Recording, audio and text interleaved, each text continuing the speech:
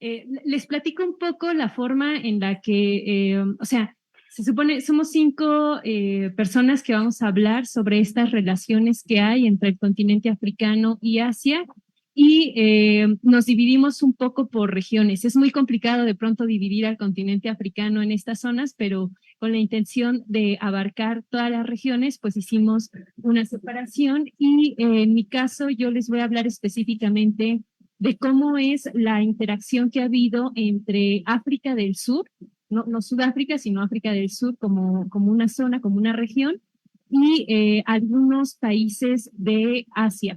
Pero para eso quisiera mencionar o quisiera recordarles, a lo mejor ustedes ya lo saben, que antes de la presencia colonial ya había estrechos vínculos entre las poblaciones africanas y las poblaciones asiáticas.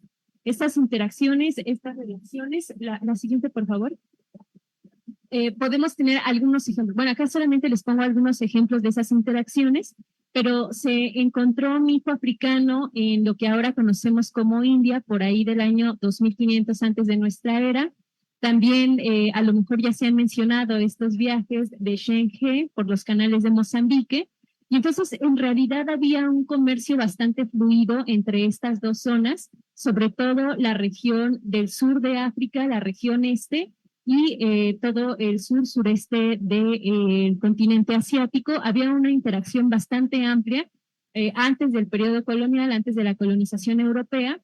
Y bueno, esto justamente me parece que es un elemento importante para ir entendiendo esos vínculos y cómo se rompen o cómo se reconfiguran. Porque de ahí, aunque yo sé que estoy hablando de una época antes de nuestra era, voy a saltar a las dinámicas, a las relaciones contemporáneas que se tienen específicamente entre Asia y la región sur del continente africano. Y para eso sí lo voy a situar y me parece que podemos entenderlo a partir de esta forma en la que Harvey entiende los ajustes espaciotemporales dentro de las lógicas capitalistas. Quiero empezar justamente, o digamos, el marco a partir del cual quiero hacer yo esta interrelación, este análisis, es en el periodo neoliberal, que Gili y Rooks denominan como la configuración histórica del capital, como una forma de superación de una crisis de sobreacumulación del norte. Generalmente cuando pensamos en los programas de ajuste estructural, en los préstamos o llamados préstamos económicos del norte hacia el sur, asumimos que los países africanos necesitaban estos préstamos. Y un análisis que hace Wallerstein, que me parece muy interesante, lo que señala es que justamente en la década de los 70 hay una crisis de sobreacumulación en el norte. Hay que entenderlo claro bajo la lógica o bajo el proceso de la crisis petrolera y de otras demás crisis, pero en ese contexto la ayuda o la asistencia se configura más bien como una necesidad del mismo capital del norte para reproducirse, para valorizarse. Para valorizarse, el capital necesita ponerse en circulación. Y en esos momentos, en un contexto de sobreacumulación, donde no se estaban generando empresas dentro del norte, era necesario poner en otros espacios ese capital. Y uno de los lugares en los que se pensó colocar fue justamente África, América Latina también, otras regiones, algunas regiones en Asia, no en todas las zonas. Pero entonces esto más bien respondió a esas necesidades de las dinámicas capitalistas del norte y ahora lo vemos reflejado también en la deuda. Si pensamos en la deuda que tienen estos países, la deuda en general equivale al 4% del Producto Interno Bruto Global. Es prácticamente una deuda impagable, ¿no? Esto lo recupero de información que ha compartido Luca Ferrari hace algunos meses. Entonces, es una deuda impagable que también tendríamos que cuestionar cómo está financiando a el desarrollo de territorios del norte. Y en esa configuración, o bueno, en ese momento que se está dando esa configuración, vamos a tener que los países asiáticos están teniendo un crecimiento económico significativo, ¿no? Ahí hablamos de los tigres asiáticos y bueno, se hacen justamente estas figuras, estas imágenes. Y Wallerstein también nos dice, en primero creo que tendríamos que considerar que este proceso se da justamente por no obedecer las reglas del juego capitalista, ¿no? Por no asumir o por no adaptar estos programas de ajuste estructural como se había solicitado. Pero además de eso, también Wallerstein señala que aunque los países africanos hubieran realizado las mismas políticas, no hubiera sido posible que en dos espacios se diera este crecimiento. sea, lo que pasa con Asia, este crecimiento que tienen ciertos territorios, se debe justamente a estas lógicas de ajustes espaciales para superar las crisis del capitalismo. Y pudo ocurrir en Asia, pero no hubiera podido ocurrir de manera simultánea en el continente africano. Entonces, en la actualidad lo que tenemos es que después de estos procesos de industrialización y de sobreacumulación que se están viviendo en Asia, ahora para poder internacionalizar el capital que han generado, el capital interno, y para poder expandir sus economías, pues Asia está buscando otros espacios para poder hacer esta valorización de capital, ¿no? Y una de las maneras en las que se ha planteado es como ayuda al desarrollo. Y yo les mencionaba esta cuestión de la deuda, esta cuestión de las ayudas, porque quizá no se necesitaría esa ayuda al desarrollo si no existiera también esa deuda. Insisto, ¿de qué manera se está financiando? Pensamos siempre que el norte es el que está financiando al sur, pero cuando hablamos o cuando cuestionamos o incorporamos la deuda en el análisis, tendríamos que ver qué tanto está financiando ese sur al denominado norte. Y me parece que en ese sentido es como se configuran las relaciones entre Asia y África en los últimos años. Asia está buscando espacios en el continente africano para poder internacionalizar el capital, para poder expandirse económicamente. China, ¿no? Por ejemplo, tiene un crecimiento económico significativo. Ese dinero se tiene que colocar en ciertos espacios, si no, se generan pérdidas. No es una ayuda nada más por buena onda, sino porque justamente para la valorización del capital se necesitan estos procesos. Entonces, ese va a ser como el marco, ¿no? La siguiente, por favor, la lógica a partir de la cual voy a entender esta vinculación y voy a relacionar el caso del sur de África con 4 países en particular: Japón, Corea del Sur, de manera muy breve, claro, Japón, Corea del Sur, India y China. En el caso de Japón, como ya se mencionaba al final de esta presentación, Japón de hecho tuvo un vínculo muy estrecho con el régimen del apartheid. Durante el apartheid y particularmente en los 80 se convirtió en el principal socio comercial de Sudáfrica. Esto no quiere decir que toda la población japonesa apoyara el apartheid, el gobierno lo hacía, pero también apareció el Comité Anti-Apartheid japonés. Este comité lo que permitió es que creara el Consejo Nacional Africano, el Congreso Nacional Africano, perdón, creara su primera oficina en el este asiático. Entonces, las interacciones no solamente están mediadas por las lógicas estatales, sino también por las lógicas de las mismas poblaciones, de las mismas comunidades. Durante ese periodo, durante el periodo de la Guerra Fría, Japón no tuvo contactos ni con Mozambique ni con Angola, porque estos gobiernos, además, cuando logran su independencia en 1975, sus gobiernos van a ser básicamente de corte socialista. Y entonces Japón no se va a vincular con estos territorios. Sin embargo, en el siglo XXI, ahora el discurso es diferente y los ha representado como países sumamente relevantes para su ayuda económica para el desarrollo. Y ahí tendremos que ver cuáles son las riquezas y cuáles son las necesidades materiales de la industria japonesa y de todos sus procesos y dinámicas de desarrollo. Se ha establecido también, las mineras japonesas han llegado específicamente como en articulación de corporaciones como Mitsubishi, Mitsui y Sumitomo, y también tienen cada vez mayor presencia en un corredor vial, bueno, han estado financiando este corredor vial de Nacala, que vincula Mozambique, Malawi y Zambia, y particularmente se ha pensado en la extracción de riquezas de estos territorios. O sea, este canal sirve justamente para eso. La siguiente, por favor. JICA, la cooperación, la organización, o bueno, la cooperación de desarrollo, no sé qué estoy diciendo, pero bueno, ustedes entienden, JICA, que es como esta organización de cooperación para el desarrollo, ha financiado el mejoramiento de los puertos de Lobito y Namibe.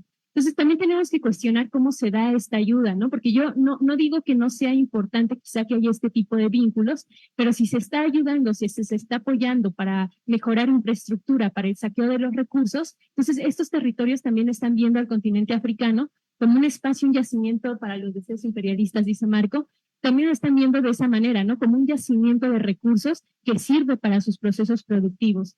Estos puertos lo que permite es sacar riquezas de Zambia, Zimbabue, República Democrática del Congo y Botswana.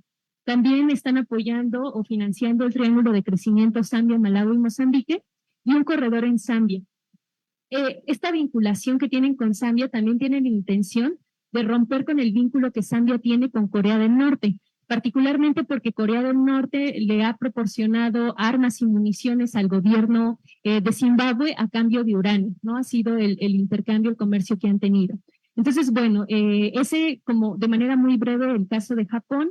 Pasamos al caso de Corea del Sur y también los vínculos que van a tener con el continente africano se van a reactivar particularmente en 2006 con la visita del presidente y va a haber varios foros y varias cumbres de cooperación, conferencias en las cuales se van a hacer estos vínculos entre Corea del Sur y África. También Corea del Sur en particular ve al continente africano desde la manera, desde la perspectiva que les comentaba anteriormente, como una forma de internacionalizar su capital y una forma de expandir su economía. Esta ayuda para el desarrollo se ha dirigido a ciertos territorios. Por ejemplo, Angola de 1987 a 2011 se ha convertido en uno de los principales beneficiarios. Y bueno, Angola es uno de los países petroleros por excelencia en el continente africano. Y a pesar de que en este contexto hablamos de transición energética, etcétera, la transición no ha implicado que se omitan estas otras fuentes de energía, ¿no? El petróleo sigue siendo en la actualidad, a pesar de todos los discursos, el energético que sostiene a este sistema. La siguiente, por favor. En 2009, bueno, y la presencia que han tenido estos actores también ha generado movilizaciones en las comunidades o por parte de las comunidades. Les traigo acá un ejemplo de 2009, cuando Daewoo Logistics planeaba la adquisición de la mitad de las tierras de Mozambique en Madagascar, las tierras de cultivo, y la población se opuso a esto, ¿no? La población se organizó, se manifestó y no permitió que se diera el acaparamiento, la adquisición de estas tierras.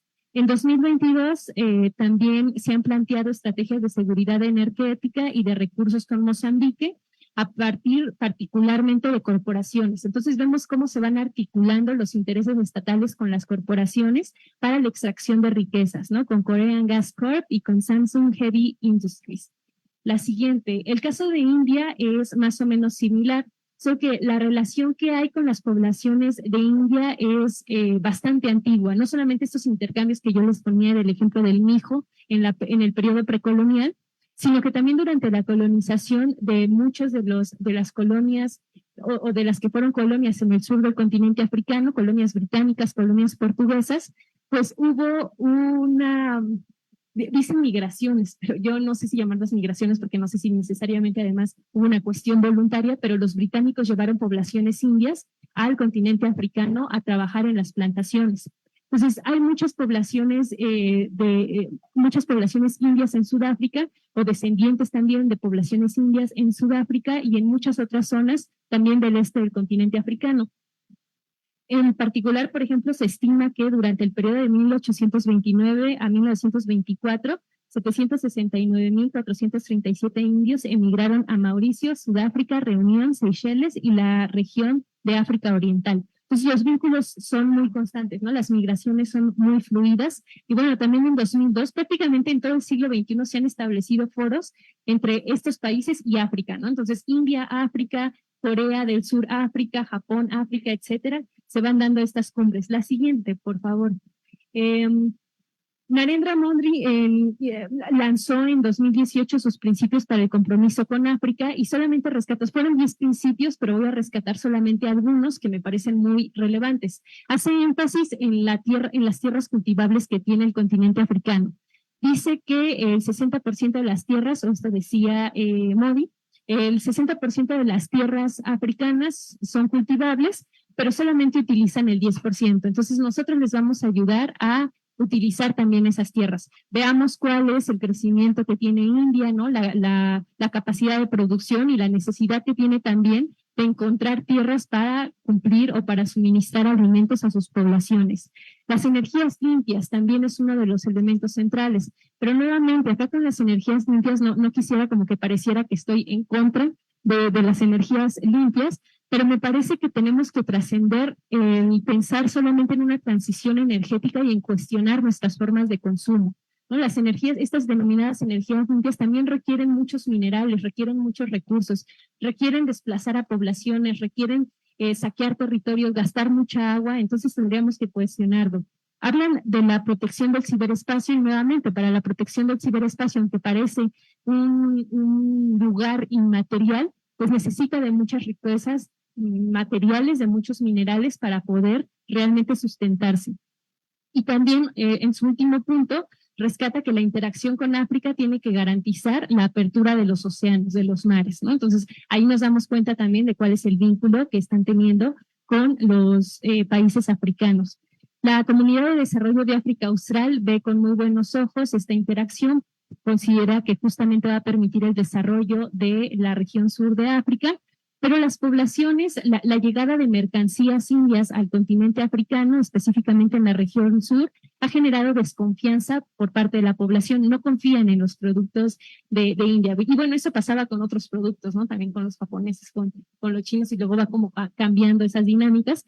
Pero algunos de los ejemplos son justamente los autos Tata, que ustedes pueden ver ahí uno de los modelos, un Nano, que básicamente su vida útil era muy corta, ¿no? O empezaban a tener muchas fallas, muchos problemas, y entonces, aunque en un primer momento las poblaciones querían acceder a estos vehículos, pues después ya no. Y también consideran que las poblaciones indias los llegan a estafar, ¿no? Como que no confían en los comerciantes indios, al menos así en ámbitos o en términos de la población local.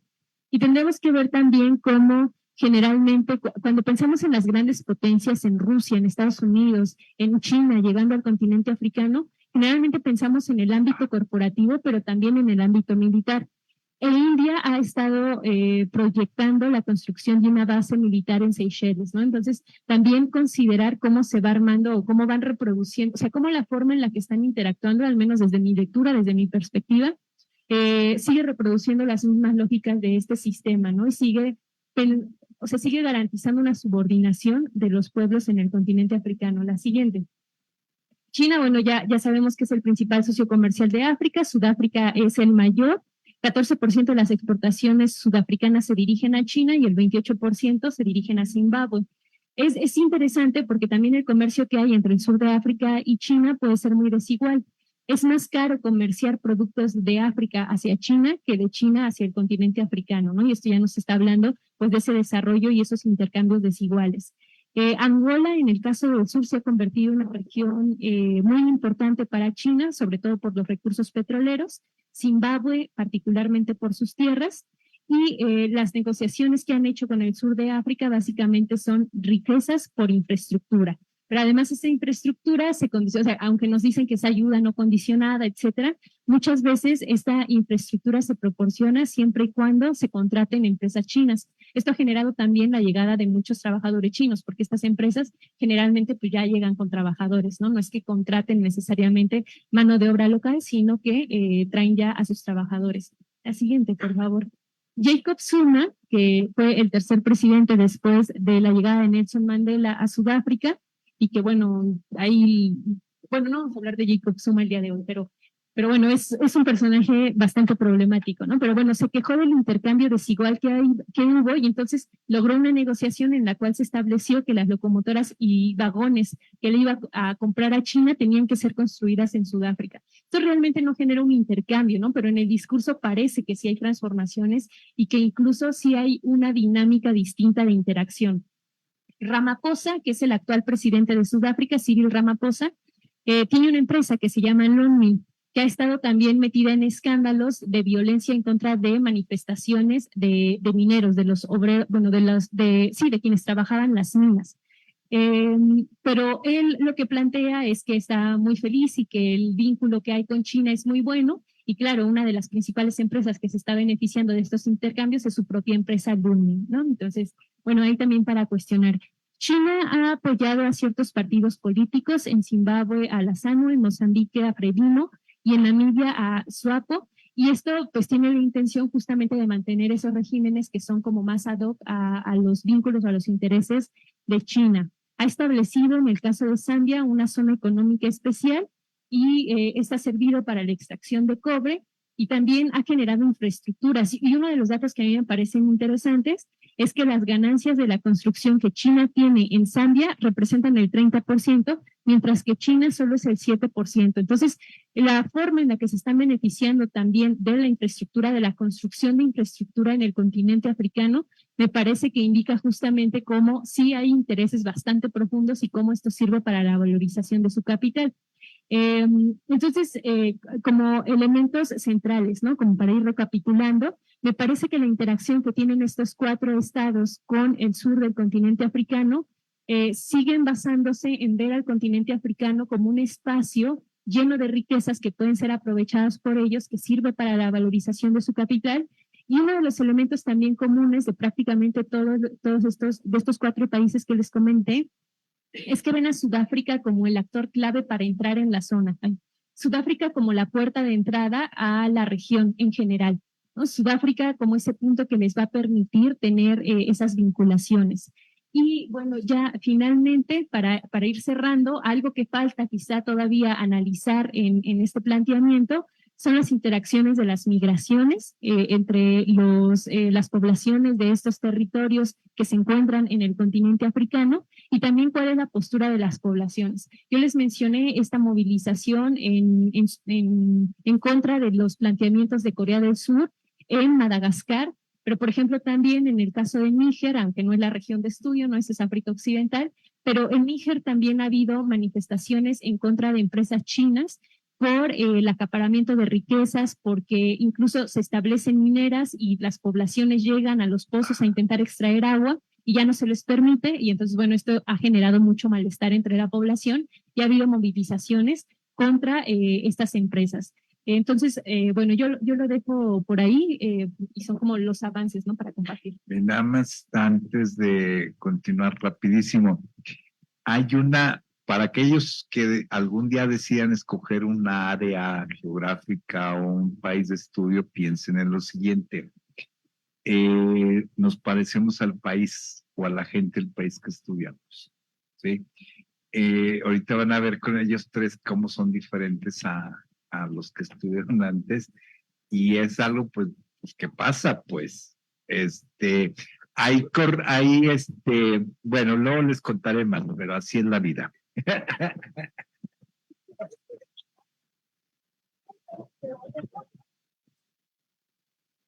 Por supuesto que sí, sí, claro. Sí, tomo la palabra. Bueno. Bien, aquí no sé si puedan poner la presentación que dice Ibn Batuta, por favor. ¿Se escucha bien? Sí, ¿no? Sí. Sí, perfecto. Es Ibn Batuta, Ibn Batuta. Siguiendo los pasos, dice. ¿Sí? ¿Sí está? Muchas gracias. Somos un poco más desastrosos, supongo. Desastrosos. Un poco. Luego platicamos. Bueno, pues buenas tardes a todas, a todos, a todes. Estoy muy contenta de estar aquí en la facultad y por supuesto agradecerle también a Mariana Escalante y a Francisco Aro, a quien pues ciertamente lo dijo, ¿no? Quiero mucho porque nos conocemos ya, pues yo creo que ya desde hace más de 15 años, yo creo, ¿no? Y además nos ha invitado en varias ocasiones, precisamente esto es un avance de lo que posiblemente, y esperemos que así sea, salga en otro libro. Acabamos de hacer uno sobre la pandemia en cuestiones de regiones, ¿no? Y las consecuencias de la pandemia de la COVID-19 y las consecuencias a nivel regional. Entonces, siempre lo que él planea se empieza a cristalizar, así que bueno, nos puso a trabajar nuevamente. Y en este caso, yo iba a hablar y digo iba, porque la idea estriba en que pueda hablar sobre las relaciones de algunos países del norte de África con países asiáticos. Básicamente me interesaba analizar Argelia y Marruecos, pero para hoy solamente traigo Marruecos, aunque cabe decir que Argelia es el que tiene, por ejemplo, más relación con China. Entonces, bueno, le titulé a esta presentación siguiendo los pasos de Ibn Batuta, las relaciones de Marruecos con Asia. Entonces, si pueden pasar a la siguiente diapositiva, por favor. En este mapa ustedes pueden ver lo decía también la doctora Adriana Franco, las relaciones, por ejemplo, entre Marruecos y Asia tampoco son nuevas, y también del norte de África con Asia no son nuevas. Nos remontamos también, siempre hay un nombre que aparece, ¿no? Además, después de Marco Polo, que es Ibn Battuta. Entonces, Ibn Battuta sabemos que llegó a India en 1333 y a China en 1345. Para la narrativa de Marruecos, China se puso bajo los pies de Ibn Battuta, ¿no? A mí me parece que esa es una narrativa muy marroquí, pero bueno, esa es parte de las historias que se cuentan, ¿no? Y desde entonces se va a dar el establecimiento también de intercambios comerciales. Como ustedes pueden ver en el mapa, Ibn Battuta, bueno, pues fue un viajero que no solamente llega a la península arábiga, sino también toca la parte de Malí, llega hasta India y por supuesto, ¿no? Tiene encuentros con China y con Asia. Evidentemente, creo que aquí es importante porque esto será parte de lo que se conoce posteriormente también como la ruta de la seda y que finalmente es parte de la política exterior también de China. Ciertamente esto es como un antecedente, la que viene, por favor, pero bueno, realmente si nosotros hablamos de la política exterior de Marruecos, específicamente con Asia y en el ámbito, por ejemplo, de relaciones comerciales, pues necesariamente tendríamos que hablar de la consolidación estatal marroquí. Y creo que es importante hablar de los procesos que se dieron tanto precoloniales como poscoloniales.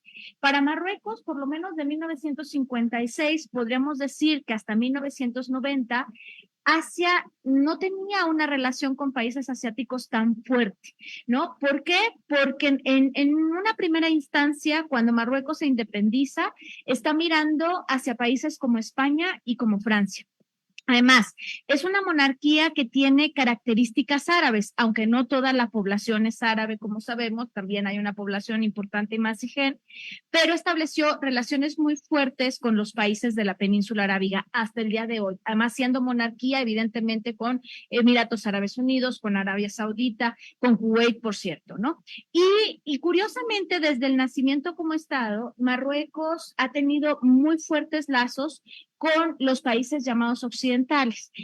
Cuando llamamos, a mí no me gusta mucho llamarle países occidentales, pero bueno, vamos a hablar específicamente de Estados Unidos.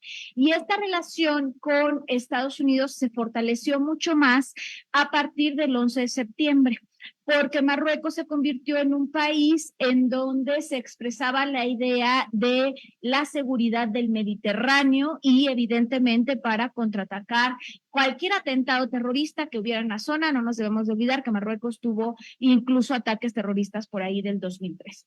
Y curiosamente, ¿no? Por naturaleza, si es que podemos utilizar la palabra naturaleza, la idea es que Marruecos, junto con todo el norte de África, pudieran tener una dinámica de integración regional.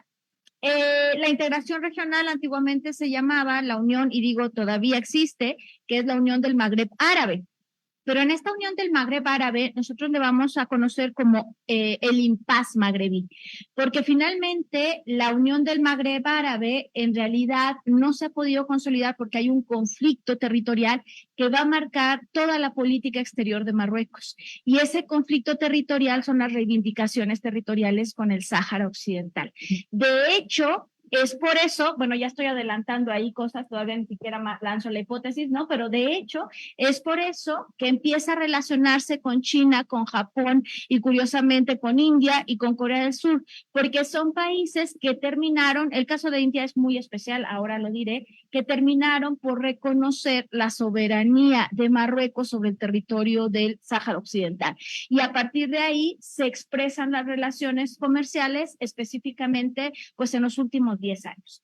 Pero cabe decir que en los primeros años voy a dar, por ejemplo, aquí voy a dar una contextualización histórica para entender por qué termina eligiendo a Asia, sobre todo con miras hacia el 2025.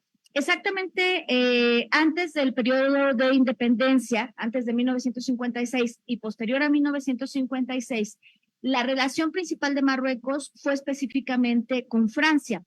Y además todo lo que se producía iba hacia Francia y todo lo que entraba venía de Francia. La diversificación se empieza a dar un poco, ahorita les hablo, perdón, la siguiente, por favor. Yo estoy aquí cambiando mis diapositivas y no me doy cuenta, esta era la diapositiva, pero la que viene, por favor.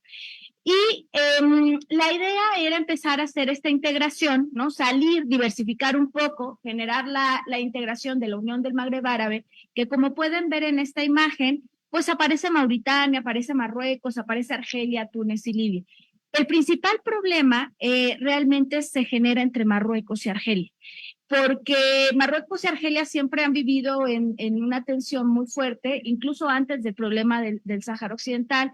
Hubo una guerra que se dio entre Marruecos y Argelia que se llamaba la Guerra de las Arenas en 1963, y posteriormente, y esto se debe, ¿no?, a la limitación de las fronteras después del proceso colonial o la delimitación. Entonces, después de esta guerra viene el problema de la creación de un proyecto que se conoce en Marruecos como el proyecto del Gran Magreb, que implicaba que el territorio de Marruecos iba a llegar hasta Río Senegal, incluso pasando por Argelia, pasando precisamente por el Sáhara Occidental, por una parte de Mauritania y llegando hasta Senegal, lo cual para ese momento era imposible porque ya muchos de estos estados también habían logrado la independencia.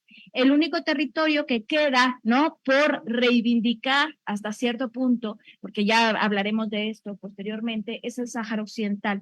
Argelia va a defender al Sáhara Occidental y además ahí están los campamentos de refugiados en Tinduf, específicamente desde 1975, y Marruecos no, evidentemente entra en una tensión con el país argelino. Esto ha llevado a una competencia armamentística, a una competencia regional, pero también a una falta de integración regional. La siguiente diapositiva. En esta diapositiva incluso ustedes verán cómo se darán cuenta cuánta población hay y cuánto se tiene en PIB. Y además, en el último renglón está lo que se produce en PIB por la Unión del Magreb Árabe, y se darán cuenta que realmente no es un monto que produzca, realmente es el 1% a nivel comercial de la integración regional de la UMA. Entonces, realmente la UMA, yo creo que es una integración que habría que decir que nace muerta, ¿no? Es decir, con muchos deseos, pero nace muerta porque no produce, ¿no? Entonces, la siguiente, por favor. En este sentido, Marruecos empieza a diversificarse, pero en una relación de sur-norte, y lo hace específicamente primero con la Comunidad Económica Europea y posteriormente ya con la Unión Europea. Marruecos fue durante mucho tiempo el país consentido de la Unión Europea, incluso se llegó a decir por ahí, esto a mí me tocó presenciarlo por ahí del 2006, que era mucho más fácil que Marruecos entrara a la Unión Europea que Turquía, ¿no? Porque tenían más relaciones, porque económicamente era más fuerte, ¿no? Porque además no tenía tanta ambición como la tenía Turquía. Y fue muy interesante porque se empezaron a dar ciertos acuerdos. Primero hubo un acuerdo comercial en 1969, luego otro en 1976, hasta que se empieza a dar modificaciones, incluso hasta 1996, que hay un plan de acción de política europea de vecindad. Marruecos ha entrado en la Unión Europea como socio prioritario.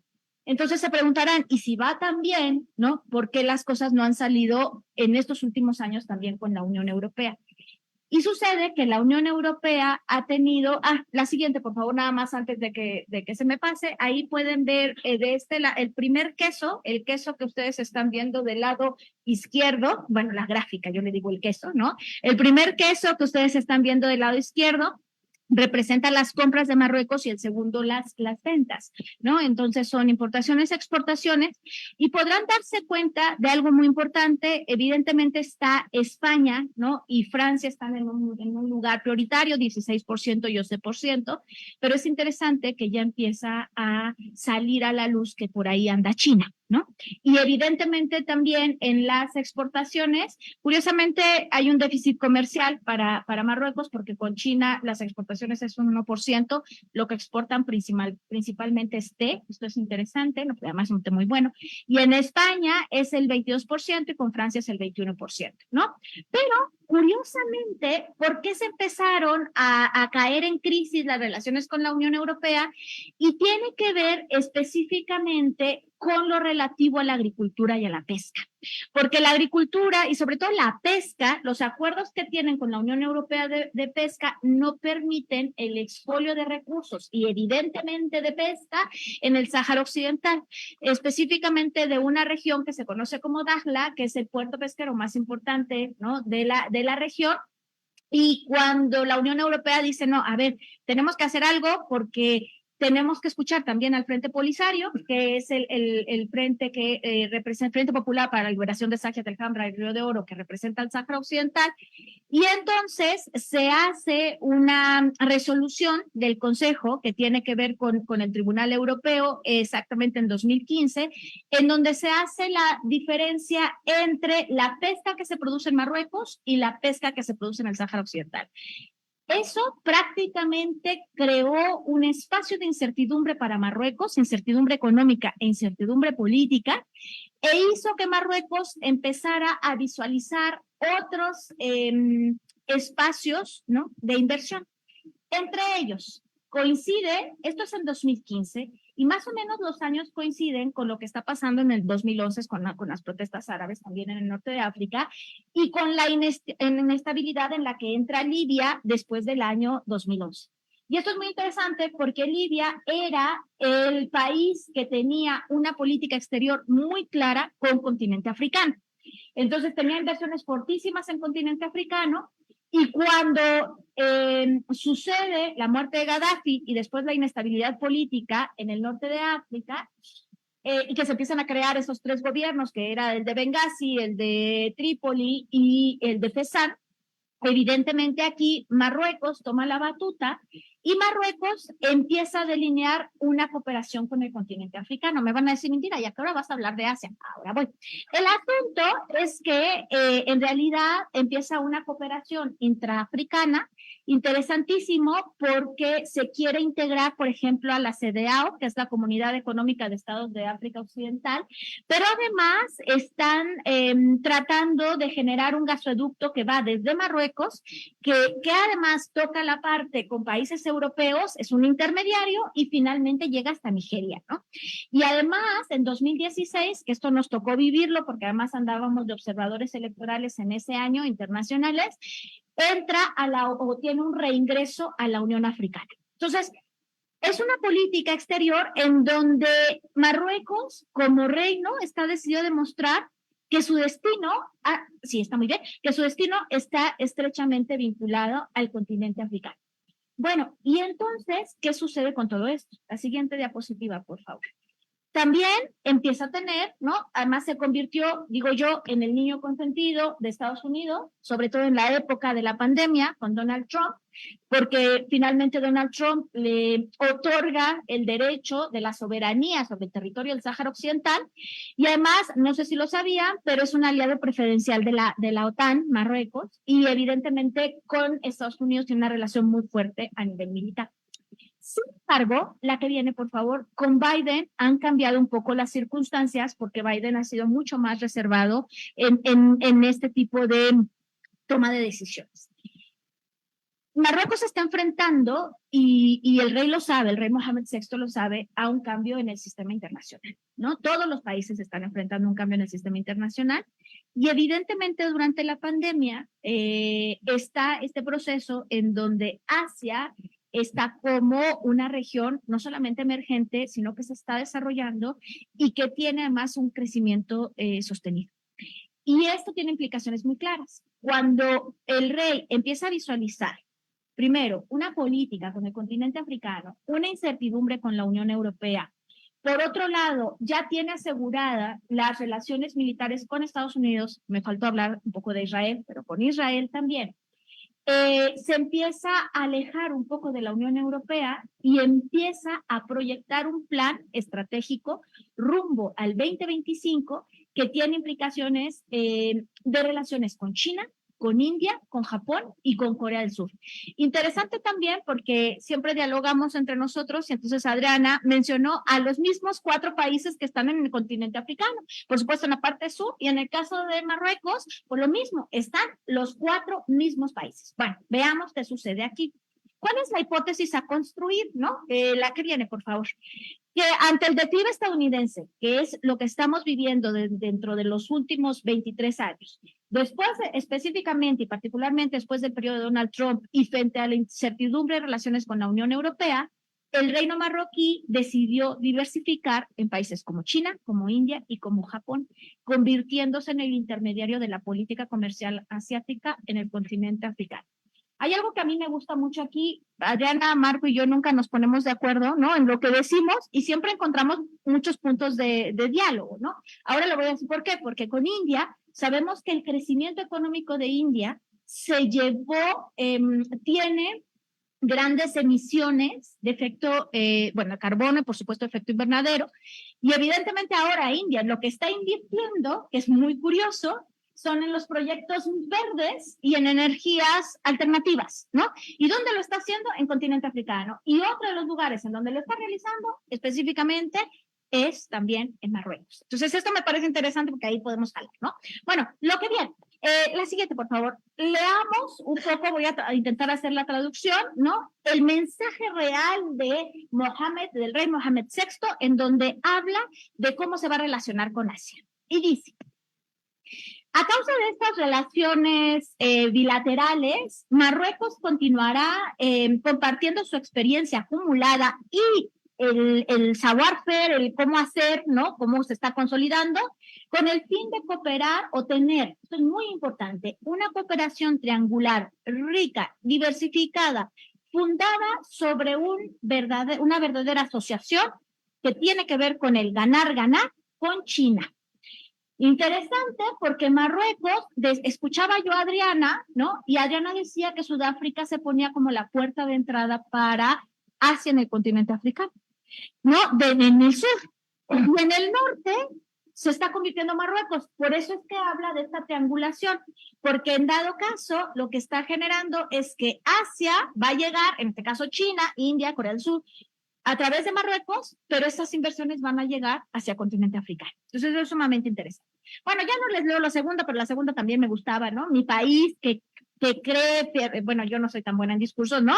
Pero que cree mucho en la asociación sinoafricana, ¿no? Está dispuesto a poner manos a la obra para reafirmar la alianza entre un continente, no en este caso una África estable y próspera. Entonces Marruecos está hablando por todo el continente africano, ¿no?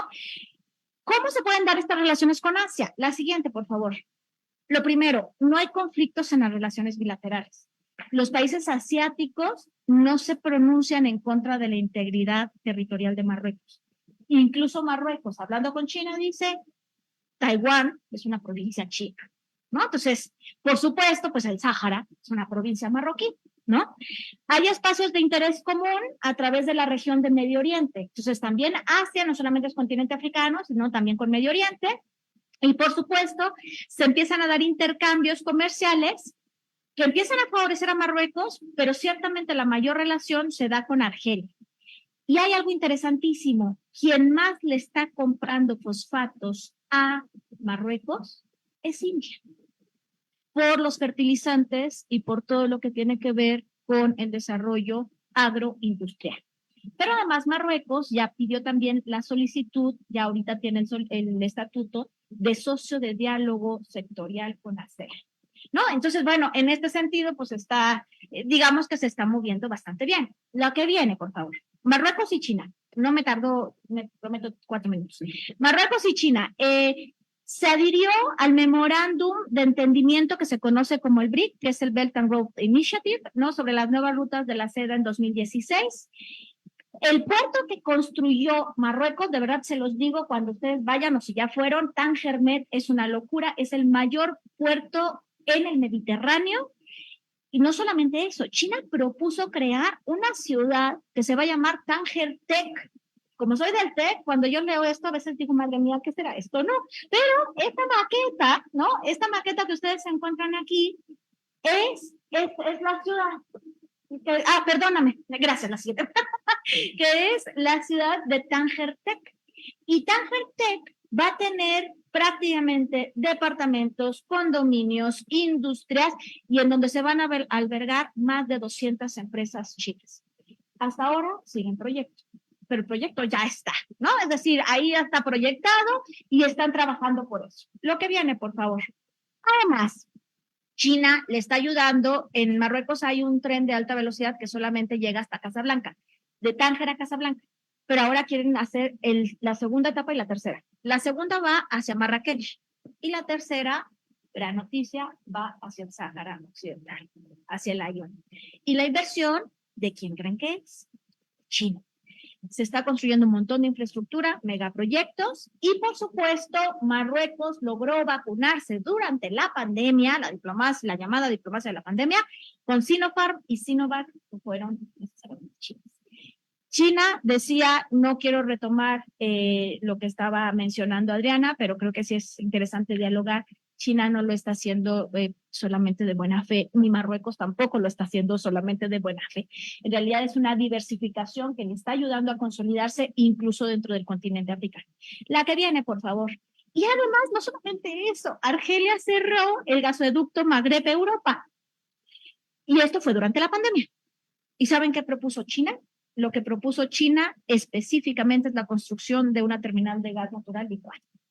Claro, para tratar de sustituir, ¿no?, lo que Argelia cerró. Y además, aunque Marruecos es un país musulmán, ahora tenemos 3 institutos Confucio. China está muy contenta. Bueno, la que viene.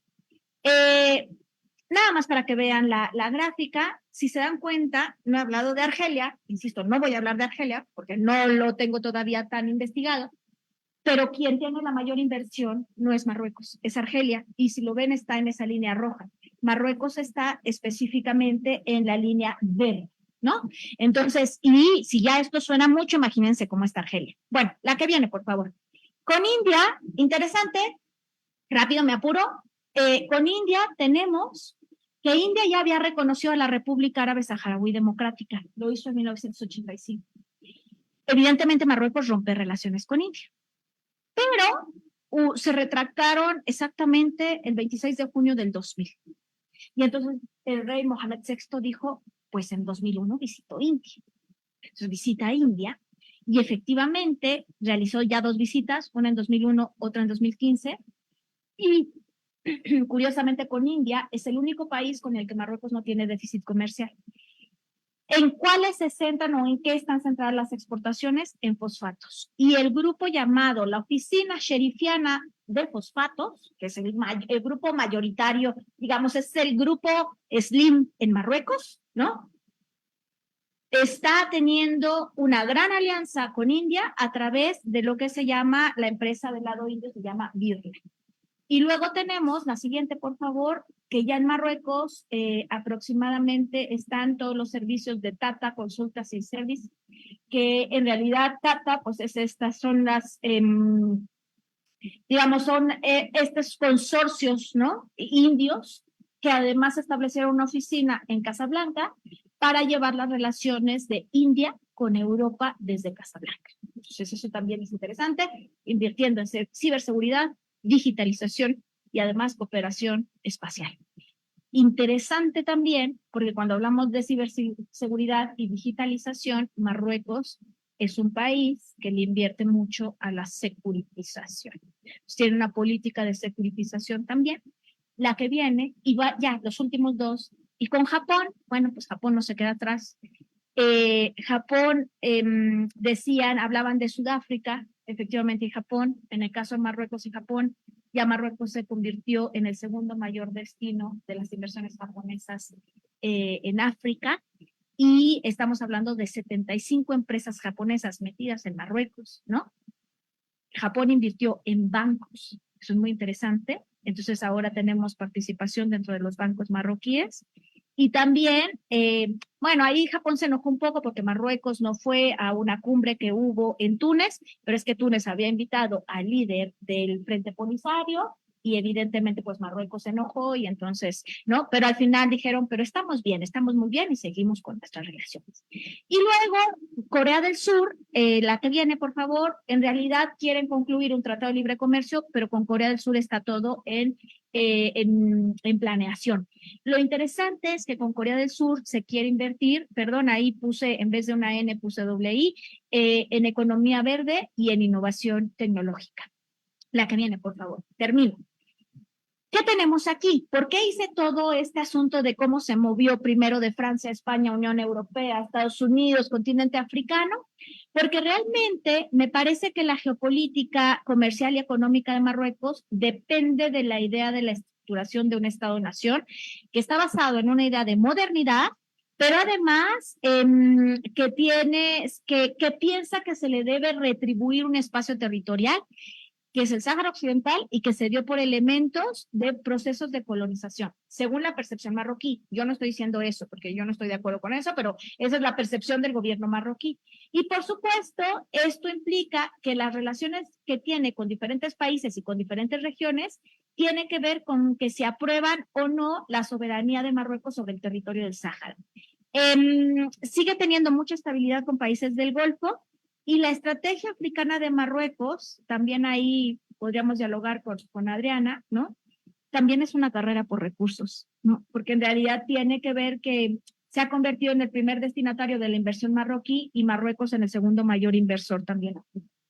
Ha hecho más de 30 visitas en el continente africano y está dando un dinero brutal que yo no sé de dónde lo está sacando Marruecos, pero bueno, no, hay muchísima inversión, pero en realidad es una carrera por recursos y además los países asiáticos también lo saben, ¿no?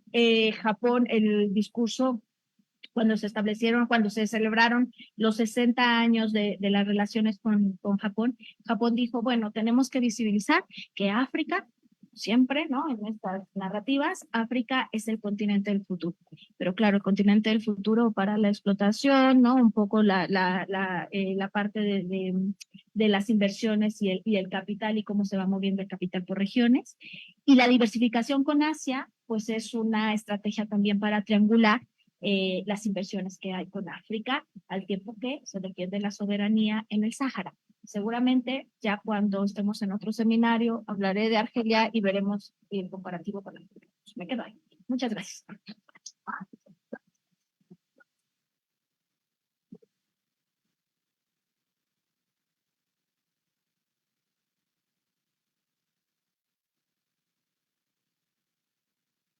Bueno, pues buenas tardes a todos, todas. Yo me sumo al agradecimiento que hacían las colegas previamente digamos, en función de toda la organización que ha hecho el doctor Haro y por supuesto la doctora Escalante en este encuentro que tenemos este espacio como para charlar. En una iniciativa que tuvo también el doctor Haro hace, creo que por ahí un año, nos dijeron que éramos como un grupo de amigos hablando de determinadas cosas. Y creo que eso se nota, yo espero que se siga notando. En realidad somos un grupo de amigos cómplices, digo yo, que no nos ponemos de acuerdo generalmente en los temas y coincidimos prácticamente como en los acercamientos.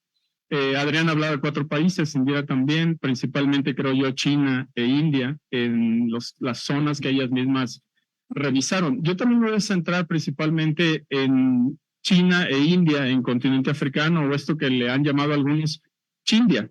Y el título que yo propuse es Gandhi, Nehru y Mao Zedong en África, de la saharanización y sudanización a los usos políticos e imperiales del pasado, de Chindia desafiado por las sociedades en movimiento.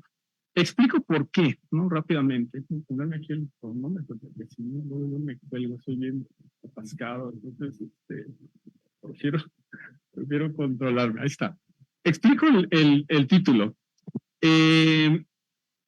Generalmente, bueno, el título proviene de un autor que también Adriana citaba, y es Emanuel Wallerstein. Emanuel Wallerstein escribe por allá en 90s, cuando aparece el zapatismo, un título interesante, un artículo interesante que es básicamente Gandhi, Mandela y Marcos, el subcomandante Marcos.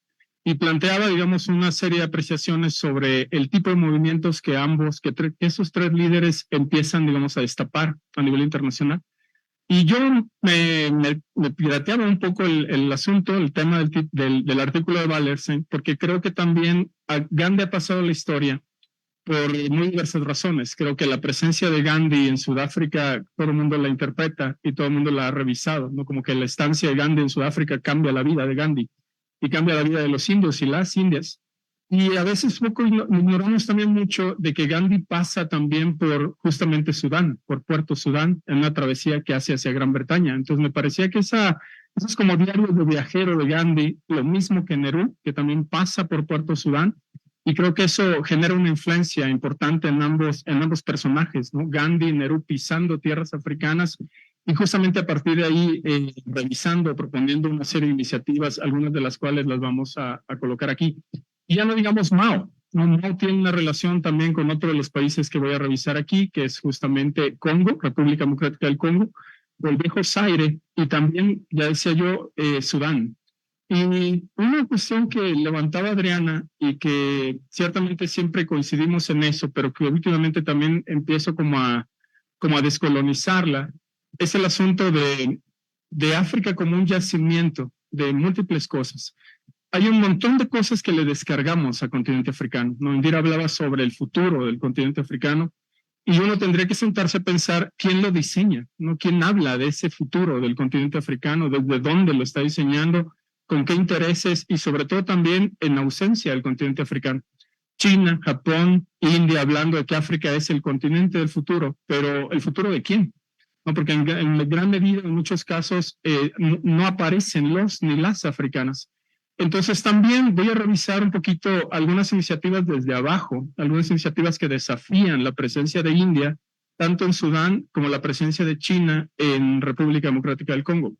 Porque no quisiéramos, me parece, plantear la idea de que África es un mero yacimiento de depósitos, como que todo el mundo va y descarga cosas al continente africano, que ciertamente lo es, pero que también hay iniciativas desde abajo que justamente hacen efervecer eso, ¿no? Alguien deposita cosas en África, lo convierte en un yacimiento de múltiples iniciativas, pero también las poblaciones desafían tales cosas.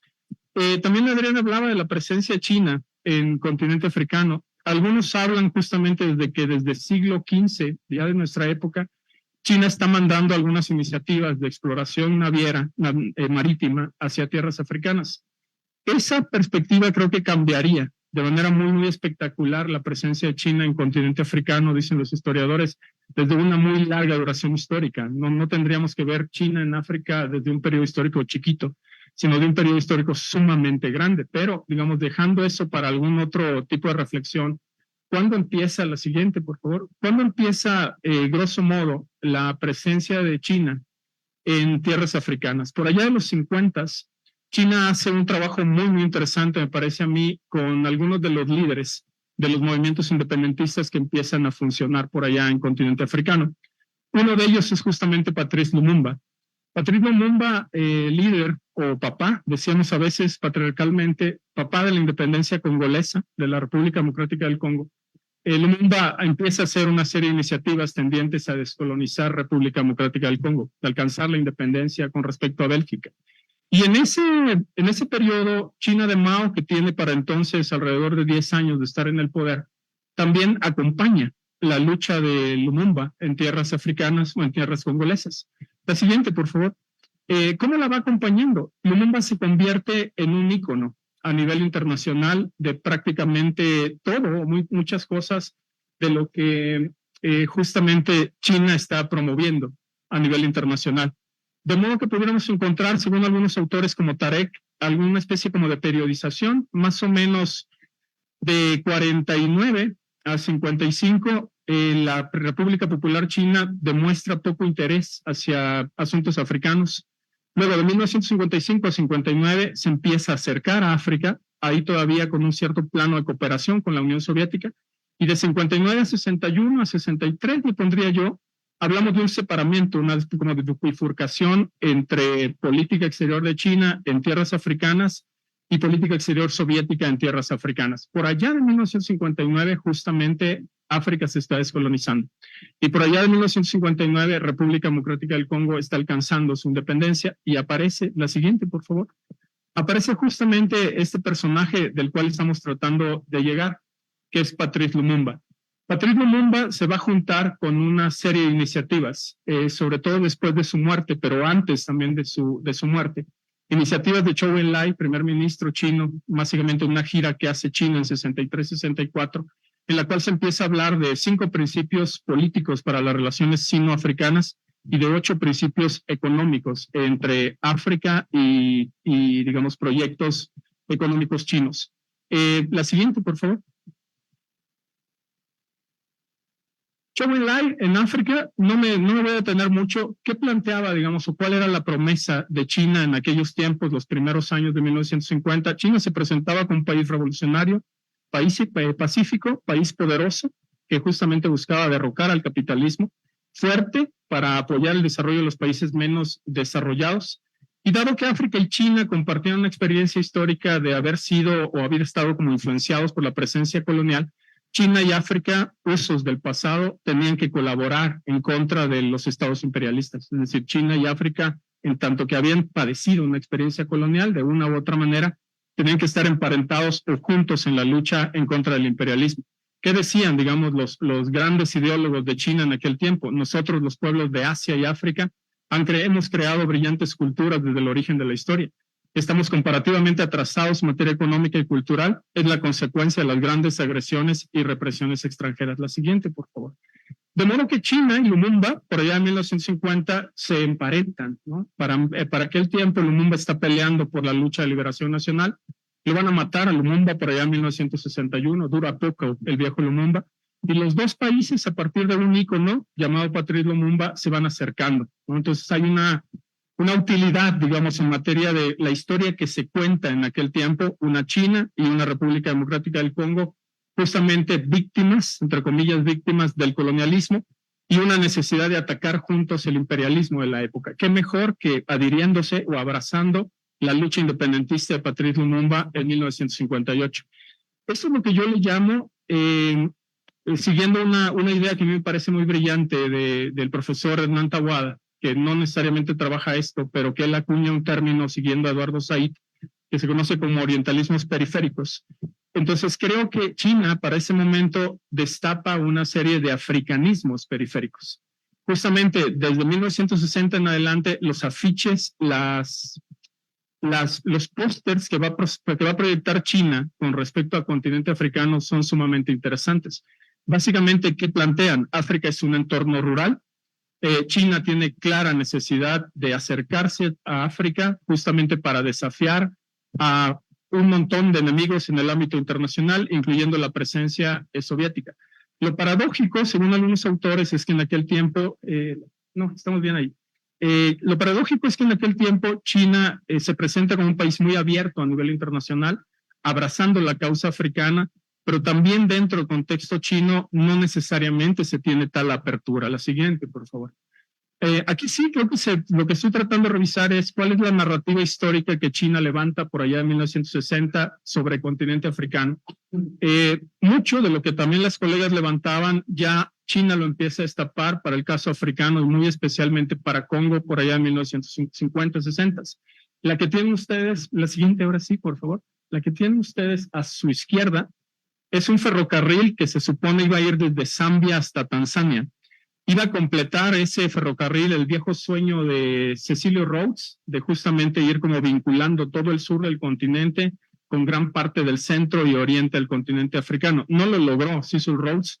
Cecil Rhodes, para quien no lo sepa, es un empresario explorador británico que tenía una encomienda y era básicamente atravesar todo el continente africano desde el Cabo hasta el Cairo. Le faltó un pedacito que fue justamente que África Centro, juntos tuvieron de lograrlo, pero la parafernalia que lanza China por allá en 1950 es muy interesante, es el ferrocarril atravesando tierras africanas y los buenos salvajes, dicen algunos autores africanos, esperando que llegue el progreso o que llegue justamente el desarrollo. También la medicina, los médicos descalzos, una iniciativa que se tuvo por allá en aquel tiempo, los afiches que se presentan, es el buen salvaje negro esperando la medicina proveniente de China. Y en muchos casos los africanos que aparecen también en los afiches, salvo que sean líderes de movimientos independentistas de muy alto calibre, aparecen con ropas holgadas tradicionales y los grandes líderes de los movimientos siempre aparecen con ropas militares. Entonces me parece que había en aquel tiempo un acercamiento hacia África, ciertamente, pero un acercamiento un tanto orientalizado o un tanto africanizado. La siguiente, por favor. Decía hace rato que para 1961 matan a Patrice Lumumba, no me voy a detener tanto en esto, lo asesinan servicios de inteligencia belgas y servicios de inteligencia estadounidenses. Hoy está demostrado eso, antes era teoría de conspiración, hoy está completamente demostrado, Bélgica ya pidió permiso, pidió perdón por el asesinato de Lumumba, y Estados Unidos también pidió disculpas públicas por el asesinato de Lumumba, lo que antes era una especie como de conspiracionismo, hoy ya está demostrado. La hija de Lumumba, Juliana Lumumba, anda peleando por ahí uno de los dientes, un diente de Lumumba, que es justamente lo que quedó después del asesinato de Lumumba, porque lo disuelven el cuerpo de Lumumba. Dicen algunos autores que a los héroes como Lumumba hay que matarlos dos veces, primero físicamente y luego asesinar la memoria, ¿no? Como el recuerdo que tenemos de ellos. La siguiente, por favor. Aquí no me detengo tanto. Mao Zedong sobre Lumumba. Una vez que asesinan a Lumumba, China destapa una serie de iniciativas tendientes prácticamente a convertir a Lumumba en un ícono revolucionario chino en continente africano, ¿no? Manifestaciones en China, en las principales capitales, presentaban a Lumumba, me parece que por primera vez en la historia, justamente como un ícono, un manejo, digamos, histórico de ese pasado africano que conviene moldear desde posturas chinas. Estos son pedacitos de discursos de Mao, traducidos o recortados, pero básicamente textuales. Decía Mao sobre la muerte de Lumumba: pueblo congolés, no están solos en su justa lucha. Todo el pueblo congolés está con ustedes, todo el pueblo chino, perdón, está con ustedes. El imperialismo de Estados Unidos es un tigre de papel y la lucha del pueblo chino lo ha demostrado. Estaba China justamente con los movimientos de liberación y con los pueblos africanos, en específico con Congo.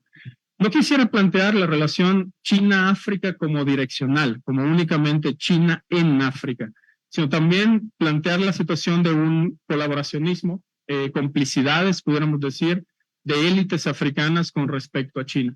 Mobutu, uno de los personajes que queda después del asesinato de Lumumba, de hecho Mobutu participa en el asesinato de Lumumba, por eso dicen algunos que para la principal consigna de Mobutu en aquel tiempo era revivir la memoria del héroe que él mismo había matado. Dentro de la historia de Congo, el asesinato de Lumumba se plantea como un asesinato original, es decir, inicia la historia de Congo independiente con un asesinato que en este caso es el asesinato de Patrice Lumumba.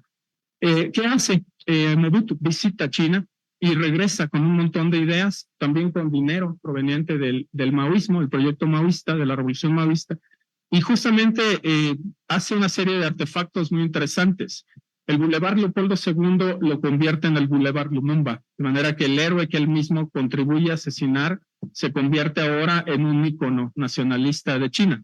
Pero además, algo también, la siguiente, por favor, una política muy parecida también en algunos casos a muchos esfuerzos chinos. Para 1967, Mobutu lanza una cosa interesantísima, que es la política de zaireanización. Hay que nacionalizar prácticamente todo lo que había estado en manos de empresas belgas y convertirlas en propiedad pública congolesa. La siguiente, por favor. Y luego aparece también un proyecto de Mobutu muy, muy interesante llamado Autenticidad. Y digo yo que el Estado, en ese caso el Estado congolés, se convierte en historiador.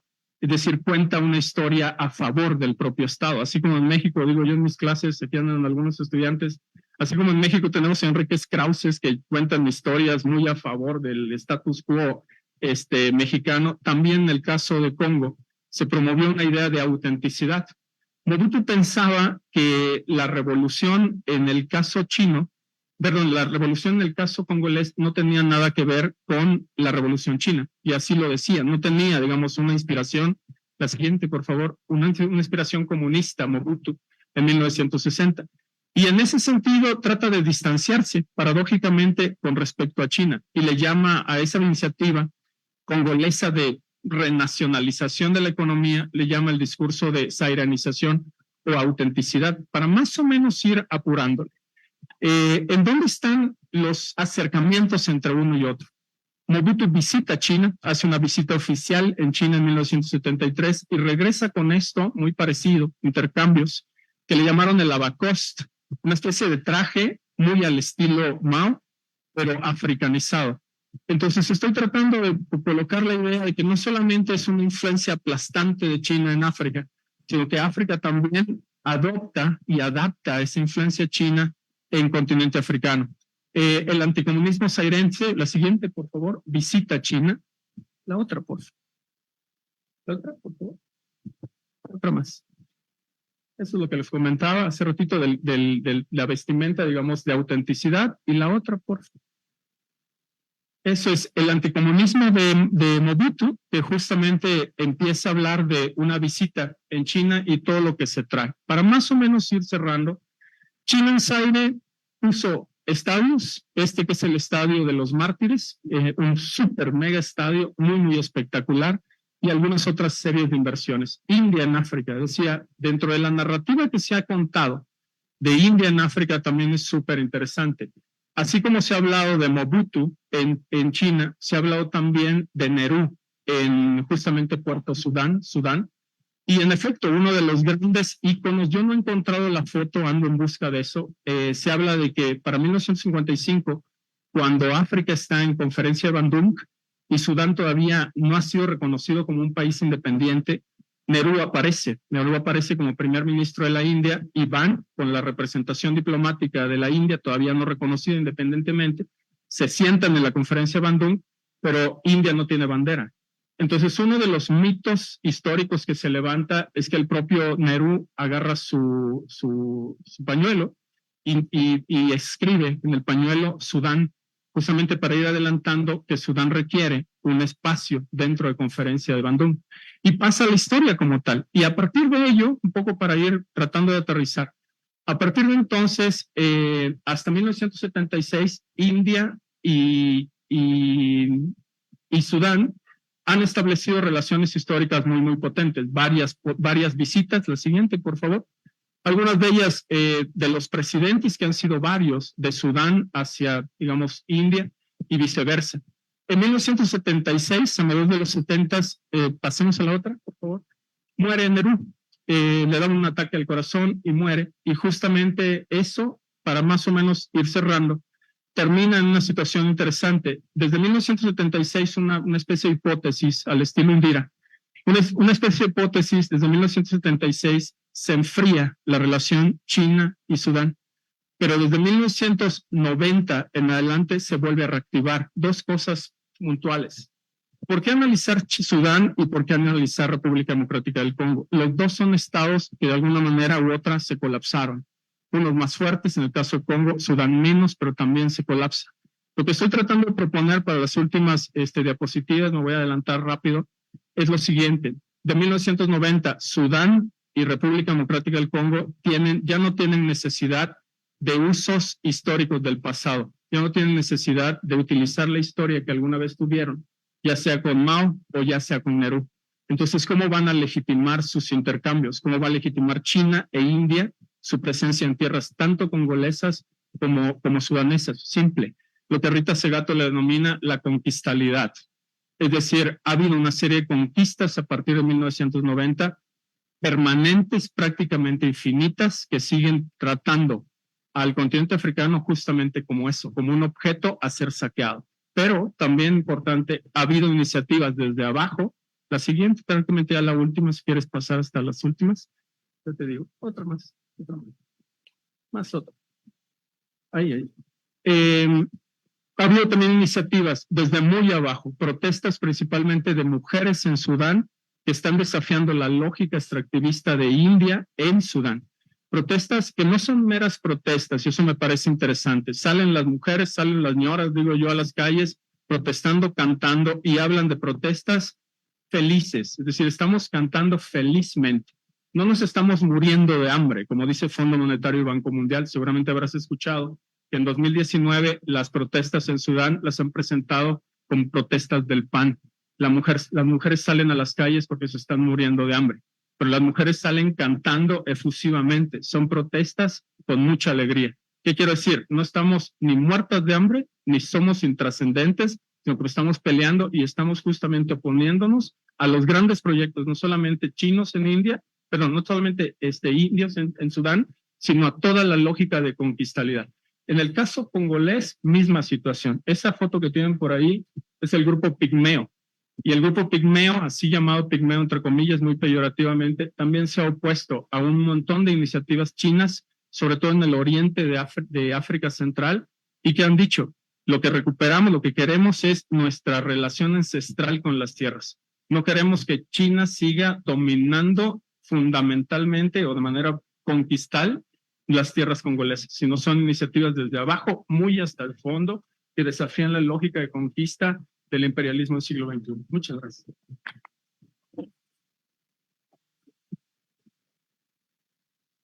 Como dicen ahora en las redes, me voló mi cabeza. Es muy interesante, hay un chorro de reflexiones, pero hay que irnos porque nos van a correr. Les agradezco mucho a ustedes. Por favor, denle un aplauso a mis colegas. Un aplauso a Mariana. Y como en los conciertos de rock, la última, preguntas. ¿No? Mariana, adelante.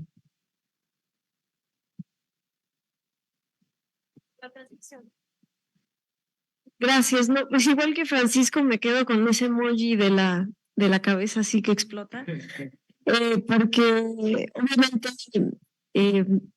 contrasta mucho con lo que platicamos en la primera mesa, pero al mismo tiempo sí encuentro varios aspectos comunes. Y uno de ellos que comentábamos, una de tantas líneas que se conectan, era la idea de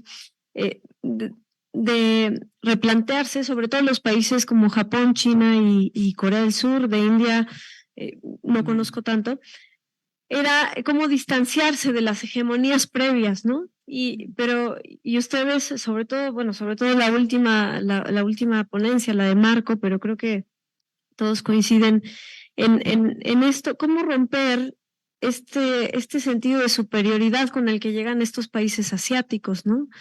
Y estas, digamos, nuevas formas de, como lo decía Marco, de conquistalidad, cómo lo ve la gente en África, ¿no? Porque generalmente, sobre todo en el caso de China, que es el que yo trabajo, hay visiones positivas, ¿no? Sí, hay críticas de la deuda, que el tema ambiental, etcétera, pero no se profundiza tanto en los ciudadanos de a pie, como diríamos, ¿no? Entonces, bueno, un poco una reflexión en torno a eso. ¿Qué tan diferentes son estas nuevas formas de presencia extranjera, a pesar de que China, por ejemplo, se asume como un país del sur global, ¿no? Relaciones sur-sur, etcétera. No sé si tuvieran una reflexión al respecto. Muchas gracias.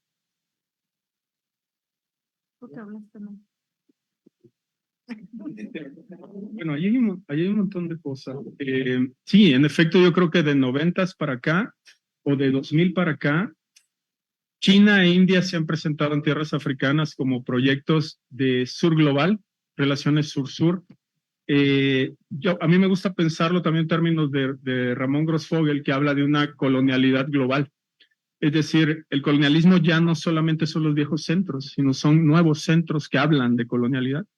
Y justamente eso hace que la propia población, me parece que ya no recibe esas viejas narrativas de por qué tenía que estar China en el caso de Congo o por qué tenía que estar India en el caso de Sudán, sino que ya las interroga, ya sabe, digamos, ya no están esperando esas narrativas históricas hechas por los propios estados que han devenido historiadores, sino que la propia población cuenta historias desde abajo, cuenta contrahistorias, ¿no? Historias en contrasentido hegemónico.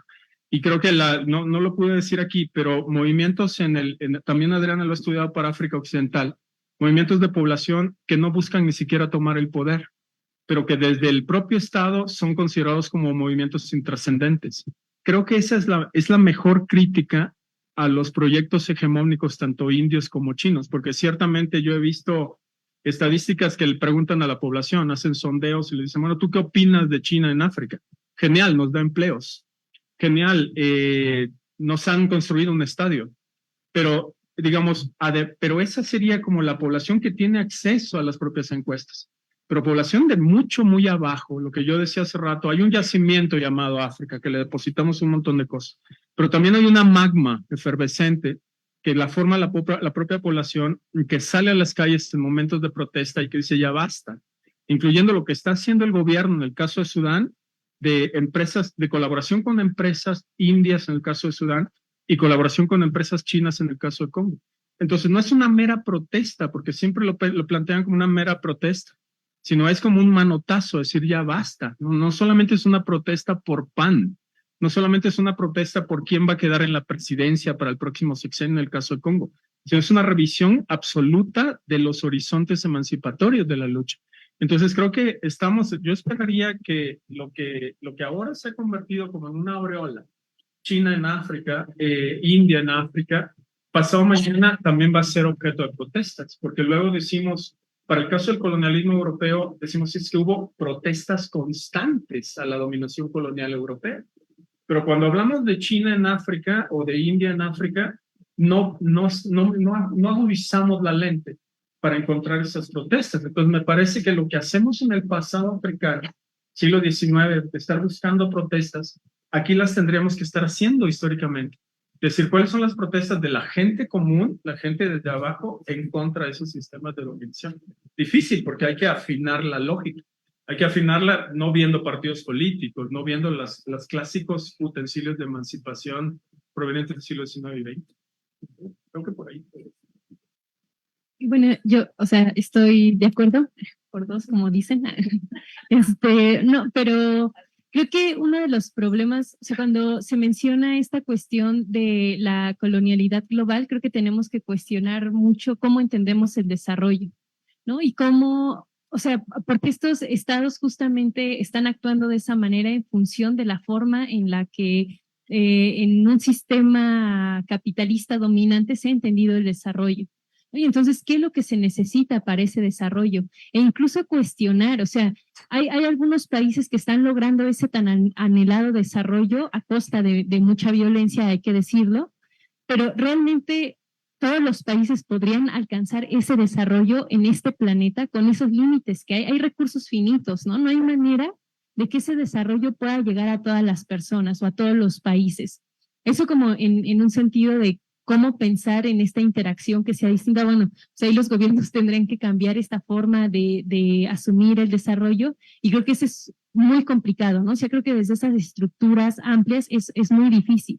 Entonces, ver a esas sociedades en movimiento, ver lo que se está cuestionando y lo que se está planteando desde abajo me parece interesante, no solamente para generar dinámicas de interacción a nivel estatal distintas, sino para garantizar un mundo en donde podamos vivir los seres humanos. Digo, generalmente pensamos en el fin del mundo, no el fin del planeta, como si eliminar la vida humana implica eliminar toda la vida, y bueno, eso no va a ser así, ¿no? Va a haber bacterias, va a haber otros animales que puedan sobrevivir, pero si queremos realmente vivir en un mundo, en este planeta, creo que necesitamos ir dialogando con esos planteamientos y cuestionar la forma en la que entendemos el desarrollo. A mí me parece también que aunque sí hay un apoyo a o ciertos sectores ven con buenos ojos la presencia de China, también ya hay muchas movilizaciones que probablemente no estamos viendo, ¿no? También por las cosas que vemos o las cosas que nos piden ver como desde los análisis más bien occidentalizados, pero que ya hay un montón de manifestaciones en contra de estos sistemas, de estos megaproyectos, porque van en contra de la vida de las comunidades, ¿no? Porque, insisto, llegan empresas, llegan mineras chinas, y no solamente es el territorio en donde están sacando los minerales, sino espacios aledaños donde hay recursos hídricos que son fundamentales para la vida de las comunidades, que no las desperdician, que no los usan como lo usamos nosotros, ¿no? Que no gastan como lo hacen las mineras y que necesitan acceder a esos recursos que son para la vida. Entonces ahí cuestionan justamente qué están entendiendo por desarrollo y qué implica ese desarrollo. Bueno, no es porque...